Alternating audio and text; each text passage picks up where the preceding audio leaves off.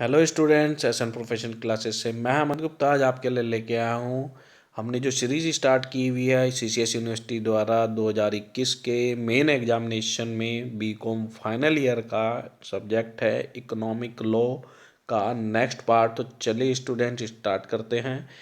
Question पूछा गया था, जल प्रदूषण निवारण एवं नियंत्रण अधिनियम की कौन सी धारा केंद्रीय बोर्ड के कार्यों को निर्धारित करती है।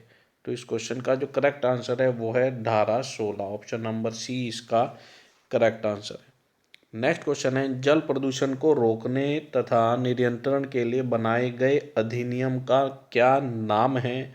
तो इसका जो करेक्ट नाम है वो है जल प्रदूषण निवारण एवं नियंत्रण अधिनियम 1974, ऑप्शन नंबर सी इसका करेक्ट आंसर है।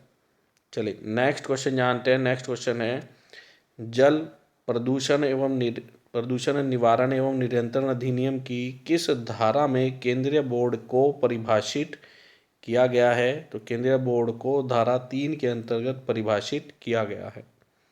चलिए नेक्स्ट क्वेश्चन जानते हैं बेटा। नेक्स्ट क्वेश्चन है,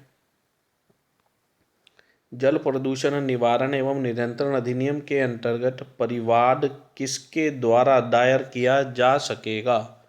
तो इस क्वेश्चन का जो बेटा करेक्ट आंसर है वो होगा आपका ऑप्शन नंबर बी, प्रदूषण नियंत्रण बोर्ड के द्वारा। ऑप्शन नंबर बी इसका करेक्ट आंसर है।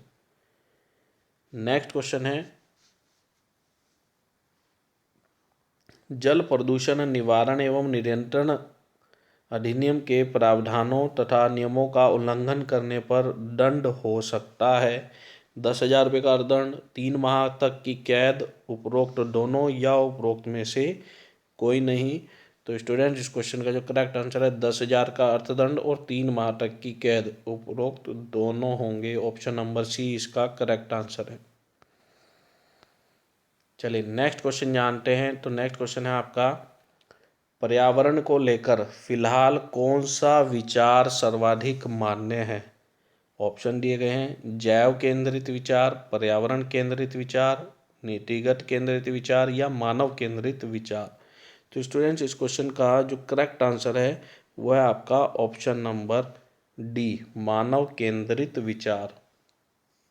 नेक्स्ट क्वेश्चन है आपका, पर्यावरण प्रभाव समीक्षा की आवश्यकता होती है। ऑप्शन दिए गए हैं, पर्यटकों से संबंधित सभी परियोजनाओं के लिए, सभी परियोजनाओं के लिए, खनन से जुड़ी सभी परियोजनाओं के लिए या विशिष्ट वर्ग की परियोजनाओं के लिए। तो ध्यान रखेंगे बेटा, पर्यावरण प्रभाव समीक्षा की आवश्यकता जो है विशिष्ट वर्ग की परियोजनाओं के लिए है। ऑप्शन नंबर डी इसका करेक्ट आंसर है। नेक्स्ट क्वेश्चन जानते हैं। तो नेक्स्ट क्वेश्चन है आपका, केंद्रीय प्रदूषण नियंत्रण बोर्ड की स्थापना किस अधिनियम के अंतर्गत की गई थी। ऑप्शन दिए गए हैं, वायु प्रदूषण निवारण एवं नियंत्रण अधिनियम 1981, पर्यावरण संरक्षण अधिनियम 1986, जल प्रदूषण निवारण एवं नियंत्रण अधिनियम 1974 या उपरोक्त सभी। तो स्टूडेंट्स इस क्वेश्चन का जो करेक्ट आंसर है वो है केंद्रीय प्रदूषण नियंत्रण बोर्ड की स्थापना जल प्रदूषण निवारण एवं नियंत्रण अधिनियम 1974 के अंतर्गत की गई थी। ऑप्शन नंबर सी इसका करेक्ट आंसर है। नेक्स्ट जानते हैं, नेक्स्ट क्वेश्चन क्या है। नेक्स्ट क्वेश्चन है, भारत में पर्यावरण संरक्षण अधिनियम 1986 को लागू किया गया था। ये कब से लागू हुआ था, बड़ा इंपॉर्टेंट क्वेश्चन है। तो इस क्वेश्चन का जो करेक्ट है आंसर है वो है 19 नवंबर 1986 से ये अधिनियम लागू किया गया था। नेक्स्ट क्वेश्चन है, भारत में पर्यावरण संरक्षण अधिनियम 1986 लागू होता है, कहाँ पर लागू होता है। केंद्र शासित प्रदेशों को छोड़कर संपूर्ण भारत में, समस्त भारत में, जम्मू कश्मीर को छोड़कर संपूर्ण भारत में या उपरोक्त में से कोई नहीं। तो ध्यान रखेंगे बेटा, भारत में पर्यावरण संरक्षण अधिनियम 1986 समस्त भारत में लागू होता है। ऑप्शन नंबर बी इसका करेक्ट आंसर है। चलिए नेक्स्ट क्वेश्चन जानते हैं। नेक्स्ट क्वेश्चन है, सेबी का पूरा नाम क्या है। सेबी का पूरा नाम security exchange board of India act 1992 है। ऑप्शन नंबर सी इसका करेक्ट आंसर है। नेक्स्ट क्वेश्चन जानते हैं। नेक्स्ट क्वेश्चन है सेबी के क्षेत्रीय कार्यालयों की संख्या कितनी है? क्षेत्रीय कार्यालयों की संख्या 4 है। ऑप्शन नंबर डी इसका करेक्ट आंसर है। सेबी का मुख्यालय कहाँ पर है? ये भी इंपॉर्टेंट क्वेश्चन बनता है आपका। तो स्टूडेंट्स ध्यान रखेंगे, सेबी का जो मुख्य कार्यालय है वो मुंबई में है। चलिए नेक्स्ट क्वेश्चन है, यही पूछा गया आपसे एग्जामिनेशन में। तो ये कहाँ पर है? सेबी का प्रधान कार्यालय कहाँ पर स्थित है, किस शहर में स्थित है? तो ये मुंबई में स्थित है। ऑप्शन नंबर ए इसका करेक्ट आंसर है। चलिए नेक्स्ट क्वेश्चन जानते हैं, सेबी के प्रबंधन में कितने सदस्य होते हैं? तो ध्यान रखेंगे, सेबी के प्रबंधन में 9 सदस्य होते हैं। ऑप्शन नंबर बी इसका करेक्ट आंसर है।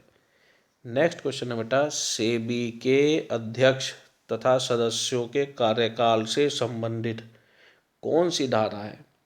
ऑप्शन दिए गए धारा 4, 5, 6 या 7। तो इस क्वेश्चन का जो करेक्ट आंसर है बेटा वो है धारा 5। धारा 5 सेबी के अध्यक्ष तथा सदस्यों के कार्यकाल से संबंधित है। ऑप्शन नंबर बी इसका करेक्ट आंसर है। चलिए नेक्स्ट क्वेश्चन जानते हैं बेटा। नेक्स्ट क्वेश्चन क्या है?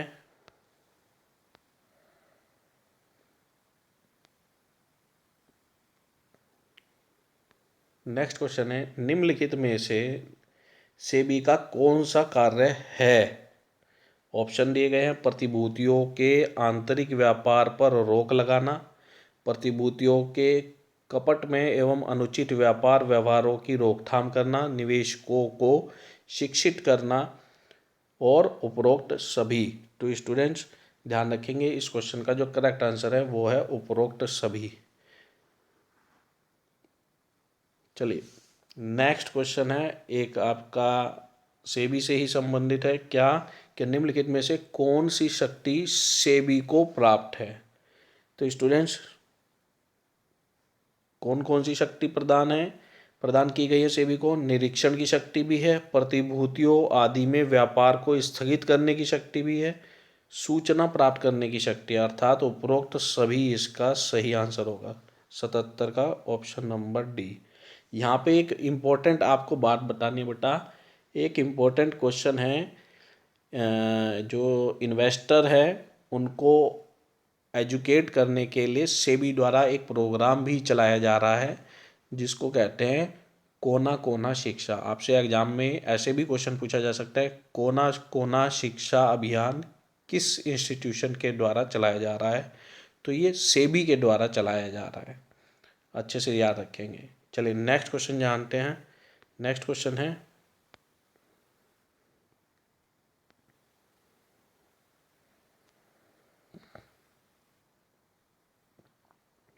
यह धारा सेबी अधिनियम में सेबी को तलाशी लेने एवं जब्ती की शक्ति से संबंधित है। तो इस क्वेश्चन का जो करेक्ट आंसर है वो है धारा 11C। ऑप्शन नंबर ए इसका करेक्ट आंसर है। चलिए नेक्स्ट क्वेश्चन जानते हैं बेटा। नेक्स्ट क्वेश्चन है, यह धारा हमारे को धारा बताने की किस धारा में सेबी एक्ट में छलपूर्ण और भ्रमपूर्ण जो ट्रेड होते हैं, आंतरिक व्यापार तथा प्रतिभूतियों के वास्तविक अर्जन पर नियंत्रण से संबंधित है? तो इसका क्या आंसर है? इसका 12A ऑप्शन नंबर ए इसका करेक्ट आंसर। नेक्स्ट क्वेश्चन है, सेबी के अनुसार अंशों के 2 निर्गमनों के मध्य कितना अंतर होना चाहिए? सेबी गाइडलाइन के अनुसार अंशों के 2 निर्गमनों के मध्य जो है वो अंतर होना चाहिए 12 महीने का। ऑप्शन नंबर बी इसका करेक्ट आंसर है। तो स्टूडेंट्स ये थे हमारे आज के महत्वपूर्ण क्वेश्चन जो कि सीसीएस यूनिवर्सिटी के मेन एग्ज़ाम 2021 में कंडक्ट हुए थे, उसमें बीकॉम फाइनल ईयर का इकोनॉमिक लॉ का। तो वीडियो कैसा लगा कमेंट बॉक्स में कमेंट करके ज़रूर बताएं और साथ ही साथ इस वीडियो को अपने अन्य मित्रों के साथ जरूर शेयर करें ताकि वो भी इस वीडियो का बेनिफिट ले सके। तब तक के लिए bye bye students and best of luck for your examination.